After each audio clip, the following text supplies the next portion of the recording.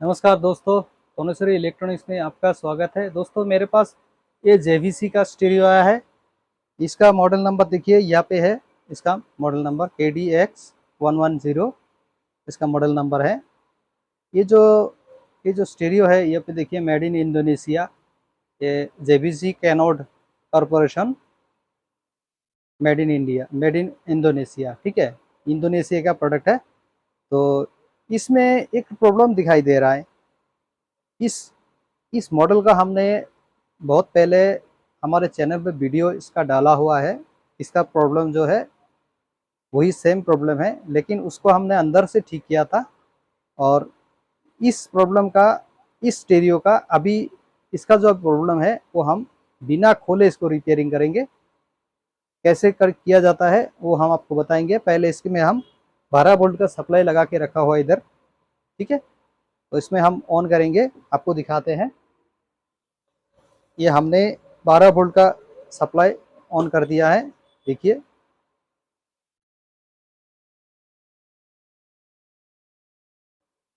देखिए ऑन होने के बाद check wiring then reset unit ऐसे बता रहा है। मिस वायरिंग मतलब इसमें बता रहा है क्या, पहले तो वायरिंग चेक करने के लिए बोला है, ठीक है। वायरिंग चेक करने के लिए बोला है। इसमें वायरिंग का प्रॉब्लम है बता रहा है, बोल रहा है इसमें वायरिंग का प्रॉब्लम है।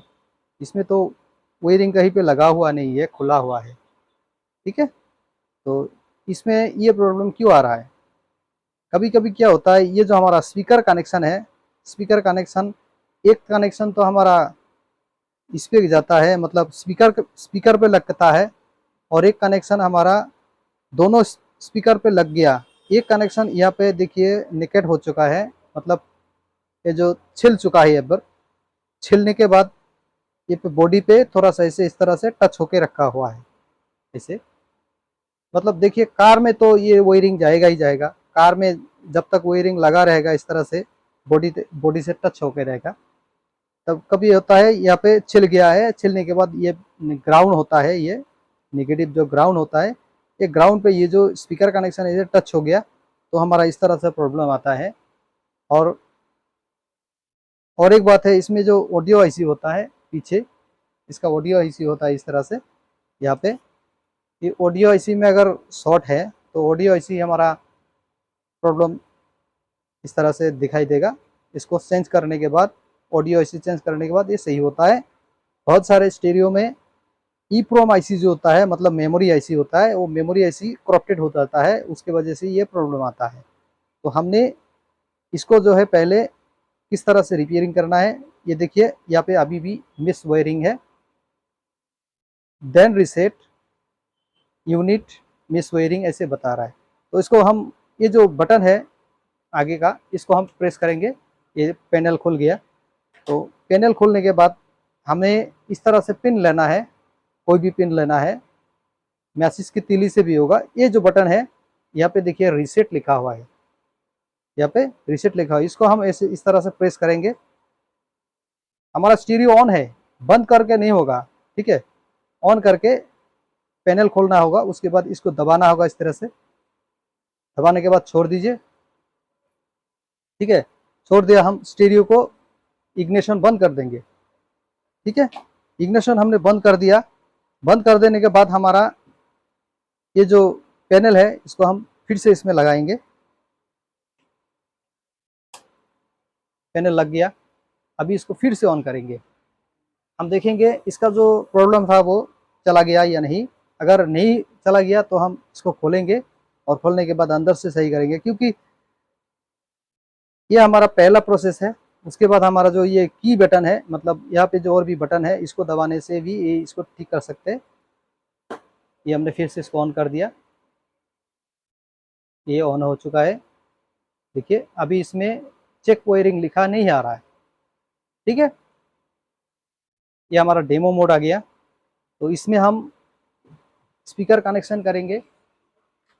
स्पीकर कनेक्शन करने के बाद इसमें साउंड वगैरह सही है कि नहीं, क्योंकि हमारा बहुत सारे स्टीरियो में सही तो हो जाता है लेकिन साउंड साउंड इसका गायब हो जाता है।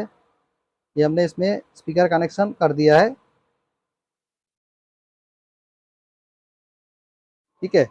आप लोग सोचोगे स्पीकर कनेक्शन लगा के नहीं दिखाया, तो हम फिर से इसमें एक मेमोरी लगाएंगे,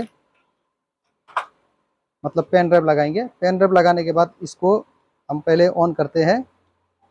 ये हमारा ऑन हो चुका है।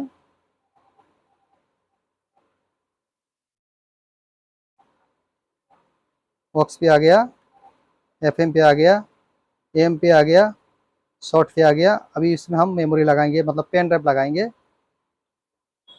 पेन ड्राइव लगा दिया, यूएसबी आ गया।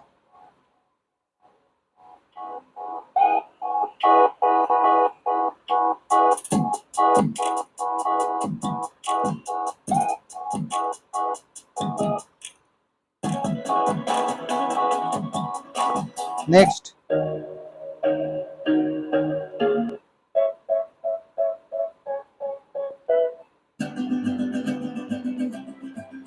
देखिए दोस्तों, ये अभी बराबर चल रहा है।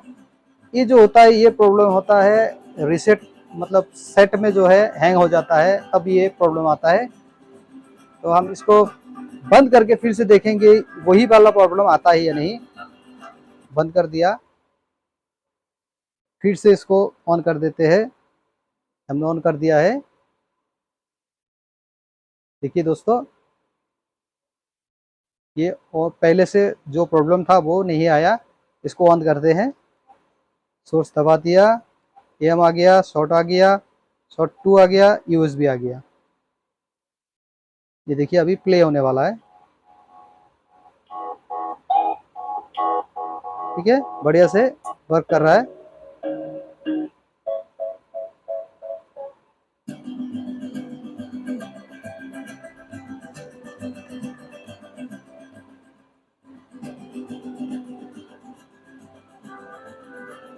ये अभी ओके हो रखा है।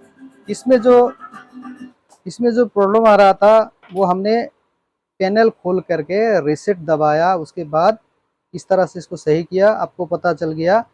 तो इसके जो पीछे का जो बेरिंग है, इसको थोड़ा समझ लेते हैं।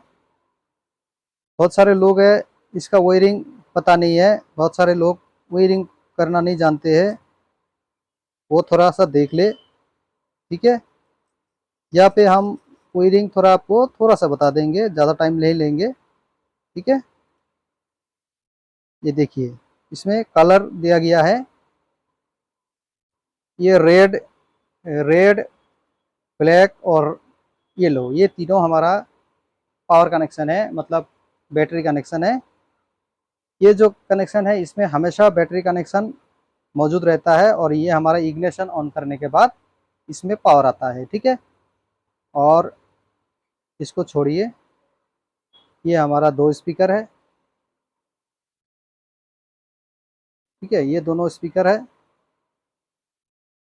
और ये 2 स्पीकर हमारा जो है फ्रंट का है, और ये दोनों स्पीकर बैक का है। ठीक है, फ्रंट और बैक, और ये दोनों हो गया हमारा एंटीना कनेक्शन। मतलब हमारा जो इसके साथ में हम अगर बेस ट्यूब वगैरह बजाते हैं, हाँ, बेस ट्यूब लगाया,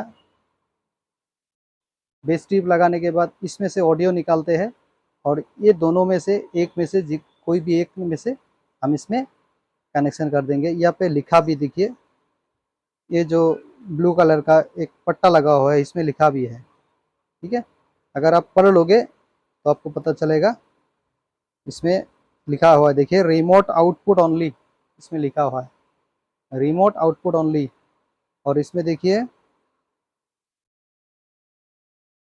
इसमें इंडोनेशियन भाषा में लिखा हुआ है।